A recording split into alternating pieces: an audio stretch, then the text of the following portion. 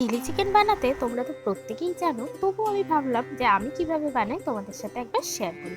প্রথমেই চিকেনটাকে ভালোভাবে ধুয়ে তার মধ্যে একটু ভিনিগার, একটু গোলমরিচ গুঁড়ো আর একটু আদা রসুন কুচি, আর তোমরা চাইলে পেস্ট করেও দিতে পারো, আমি কুচিও দিয়েছি আবার পেস্ট করেও দিয়েছি, আর সাথে দিলাম একটু চিকেন মশলা আর গরম মশলা।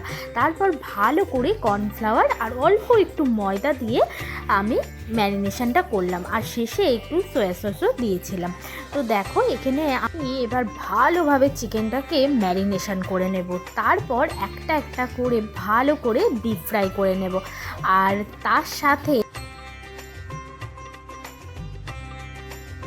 যাচ্ছি হচ্ছে রাইস, ভেবেছিলাম মিক্স রাইস বানাবো, তবে দেখলাম যে না, আজকে মিক্স রাইস বানাবো না, ওটা একদিন শীতের দিকে বানাবো। তো একা হাতে সমস্ত সবজি কেটে একা সমস্তটা বানানো যে কতটা মানে ঝুঁকির, সেটা যারা একা হাতে রান্না করে তারা জানে। তো দেখো আমার চিলি চিকেনের কালারটা ভীষণ সুন্দর এসেছে, আর এদিকে রাইসটাও রেডি হয়ে গেছে। তো পাশেই একটা বোন আছে, তো ওই বোনকেও দেবো, তো সেই জন্য একদম সুন্দর করে সাজিয়ে নিলাম।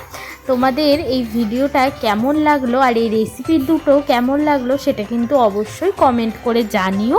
সবাই ভালো থেকো।